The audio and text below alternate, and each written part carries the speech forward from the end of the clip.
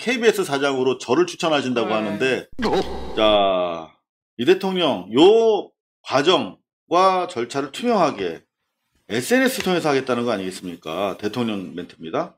네, 이 대통령 국민이 이재명 잘 뽑았다 효능감 가질 수 있도록 하겠다. X, 페이스북에 이어 인스타그램으로 소통. 저는 사실 대통령실 이라고 저는 안 하기로 했지. 맞아. 윤석열 냄새나서 청와대라고 그냥 부르기로 했습니다. 네. 청와대에서 인사 과정에서 적극적인 소통하겠다라고 했을 때 이렇게까지 대통령이 직접 X, 페이스북, 인스타까지 다 할 줄 몰랐어요. 이거는 트럼프가 사실 X 하나 가지고 그렇죠. 하고 있는데 페이스북, 인스타까지 적극적으로 활용하겠다. 이것도 아마 상대방들은 또 요거 자체도 비판할 거예요. 그 대통령이 그럴 시간이 어딨냐는 둥. 이게 정무 국무니까 네. 뭐라고 못하지. 지들이 하고 싶어도 지네 팔로워가 없잖아. 그죠? 그것도 있네요. 그런데 워낙에 이제 대통령께서 직접 소통을 잘 하시잖아요. 그 직접 소통 중에는 현장의 목소리가 살아있는 목소리들이 올라오기 때문에 굉장히 중요한 거죠, 사실. 김 SJ님은 서울구치소 화장실 청소부로 나경원을 추천한다고. 중요한 자리인데요. 민주당 수박 때문에 못 살겠다님은 KBS 사장으로 저를 추천하신다고 하는데 KBS에서 데모합니다. MBC 출신이 가면 안 되는 거예요? 그럼 MBC... 문화일보 정도 사장이 가면 몰라도 MBC 출신이 가면 안 됩니다. 네. 문화일보가 갔었죠, 박민 사장. 그 KBS가 너무 좋아지면 안 되기 때문에 MBC에서 저를 허락하지 않을 겁니다. 우주 연구 항해사라고 있는데요. 뉴터블러스님. 자, 뭐 제가 잠시 농담 드렸고요. 훌륭한 분들 많이 추천해 주시면 감사하겠습니다. 자, 그리고 이제 네, 이 대통령 속도감 있게 추경 편성하라. 취약계층 소상공인 우선. 와, 이게 지금 1차, 2차까지 지금 진행이 되고 있다고 그러죠? 네. 그래서 이제 총 합의면 이제 30조 정도를 예정하는 거잖아요. 크게 보면 이제 세 가지 정도 있습니다. 경제 회복, 민생 경제 회복, 그 다음에 소상공인, 자영업자 돕는 부분, 그 다음에 하이라이트가 이제 지역 카페 이렇게 되어 있습니다. 이게 이제 대선 과정에서 보면 황당하게 호텔 경제학이라는 이름으로 이준석, 사실은 본인이 명명한 거랑 마찬가지죠. 일반적인 용어가 아니에요.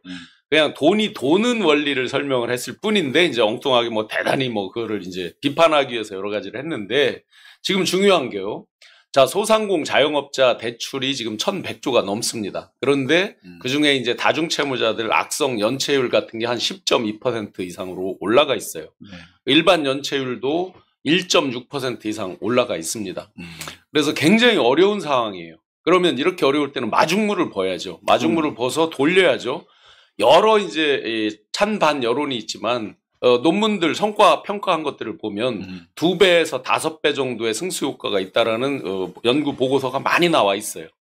그래서 이건 빨리 해야 된다. 일단 빨리 돌려야 된다라고 생각을 합니다.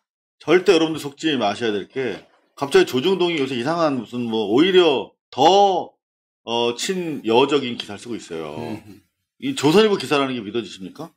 2만 원 이상 3회 주문하면 공공 배달앱 10,000원 쿠폰. 마치 뭐 공공 배달앱 이게 무슨 뭐 사회주의라고 비난하던 자들이잖아요. 그러니까. 갑자기 이게 일종의 뭐 소위 말하면 우리 이재명 대통령의 지역 화폐처럼 이재명표 사실 정책이잖아요. 이를테면 배달의 명수인가 경기도가 이런 것들. 근데 그런 것들 홍보하고 나서서 조선일보가 이거 어떻게 보십니까? 이제 이 공공 배달 앱에 대한 이제 비판을 워낙 많이 받았잖아요. 사실은 계속 주구장창 비판했죠. 네, 사실은 이거에 대한 비판에 본질적인 건 민주당에서 이 일종의 플랫폼 기업들 공정화법 그거에 대한 규제 이걸 이제 민주당 주도로 많이 했던 거죠. 배달의 민족은 아시다시피 이제 독일 회사가 대주주고요. 그래서 기본적인 거는 민주당에서 이제 많이 비판해 왔는데 이들은 거꾸로 이거를 비판하는, 그러니까 같은 비판이라도 각도가 달랐던 거예요. 민주당에서는 진짜 그 플랫폼을 공정하게 하라는 비판이고, 그렇죠. 조중동이 했던 거는 민주당에서 이런 이쪽 사람들하고 그 어떤 플랫폼 근로자들하고 가깝고 이런 부분 가지고 거꾸로 비판을 한. 그렇죠. 같은 비판이라도 전혀 내용이 달랐던 거거든요, 각도가. 근데 지금 요 기사로만 딱 보면 이제 민주당하고 일치하는 거예요. 그러니까 이게 요즘에 기사만 보면 잘 모릅니다. 얘네 잠깐 이런 겁니다. 잠깐. 제가 봤을 때 한두 달도 안 갈 거예요. 여하튼 옥석을 잘 가려서 보셔야 될 것 같고, 특히 이제 공정위를 동원해서 플랫폼 기업에 대해서 대대적인 조사를 벌이겠다라고 하는 것들이 이제 막 나가면서 분위기가 이제 대세가 이제 공공 웹인가 보다. 네. 이러면서 조선일보 등이 이렇게 처음에는 이렇게 정권이랑 코드 맞추려고 기사 쓰는 거 속지 마시기 바라고요. 특히 공공 플랫폼과 관련해서 결국은 이게 이제 문화 산업의 최첨단에서 중요한 플랫폼인 넷플릭스와의 소위 말하면 국부로 만들어진 국민 OTT 플랫폼 요 대결이 저는 아주 잠못 기대가 됩니다. 많은 분들이 이제 온라인 플랫폼 관련해서 하면 다 배달앱만 생각하시거든요. 네네. 아시다시피 네이버, 카카오, 뭐 넷플릭스, 구글 이게 다 플랫폼입니다. 그렇죠, 기본적으로. 그렇죠. 네, 우리가 마저 미처 인식 못하고 있죠. 그런데 플랫폼에서 이 배달앱 등등 관련해서만 우리가 집중하겠는데 가장 핵심은 사실은 데이터를 독점하는 부분이에요. 그리고 그거에 검색과 각종 그 평가 있잖아요. 리뷰 이런 것들을 조작하던 부분이거든요. 이미 조작하다가 걸려서 문제가 된 적도 있잖아요. 이런 거에 대한 규제를 정말 세게 공평하게 해야지. 왜냐하면 음식 배달하고도 연결이 돼요. 뭐냐면 리뷰나 검색을 상단에 올려놓으면 그 집만 잘 되는 거잖아요. 이제 그런 식의 이제 장난질 이런 것들을 다 근절해야 되는 요런 과제는 지금까지 민주당이 계속 해왔던 거예요. 국힘은 이런 것들에 대해서 입법 발의한 걸 제가 본 기억이 없어요. 그렇죠. 예. 그래서 지금 이제 본격적으로 온라인 마켓이 워낙 발달돼 있기 때문에 요거에 대한 것만 공정화를 해도 일반 서민들, 소상공인도 마찬가지고 소비자도 굉장히 권익에 있어 좋아진다. 그 다음에 배달앱 하나만 더 말씀드려보면 전국 시도 중에서 지금 민주당 지자체장이 5명인가 밖에 안 될 거예요. 대부분 다 국민의힘 지자체장들이거든요. 근데 지역별 왜 먹개비니 땡겨요 이런 지역 공공앱이 있거든요. 거의 발달이 안 됐죠. 자기들이 집중 지원하고 이런 것들을 덜 하기 때문에 안 되는 거예요. 기본적으로 마인드셋이 거기에 가 있지 않으니까. 이런 것들도 공공앱이 보통 수수료가 1.5%, 땡겨요 같은 건 2%밖에 안 되거든요. 훨씬 낮아요.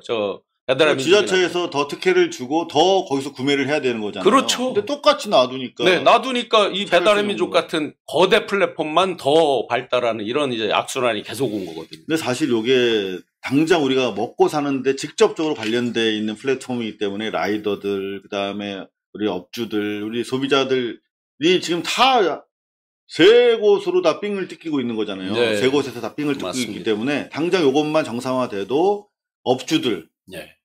같은 분들 특히 가장 직접적으로 좀 숨통이 열릴 거라고 기대가 됩니다. 자, 그런데 이 국무회의를 진행하는 과정에서 요것도 또 이거 다 보이는구나. 이게 조선일보 기사라는 게 믿어지십니까? 단독으로 더구나? 이 대통령 첫 국무회의에서 복지장관님 자살률 왜 이리 높나요? 이게 읽어보면 이재명 대통령을 모르는 사람도 감동하게 만드는 기사야. 얘네가 이런 걸 할 줄 아니까 정권 초반에 위정자들이 흔들린다니까. 그냥 언론개혁보다 그냥 조중동이랑 같이 가자. 좋은 기사 쓰네 얘들만 잘 우리가 이렇게 하면 좋은 관계를 유지하면 이 개혁의 우군이 될 수도 있지 않을까. 이런 환상을 갖게 된단 말이야. 맨날. 이 기사 한번 보실래요? 자, 이거 한 3줄만 읽어보자 우리.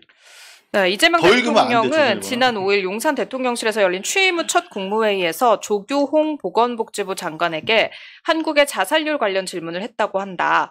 복지부 주변에서는 다소 의외라는 반응이 나왔다. 이 대통령이 작년 2월부터 1년 4개월째 이어지고 있는 의정 갈등 상황과 수습 방안을 가장 먼저 물을 줄 알았는데 첫 국무회의에서 복지부 장관에 대한 첫 질문이 한국의 높은 자살률 관련이었던 것이다.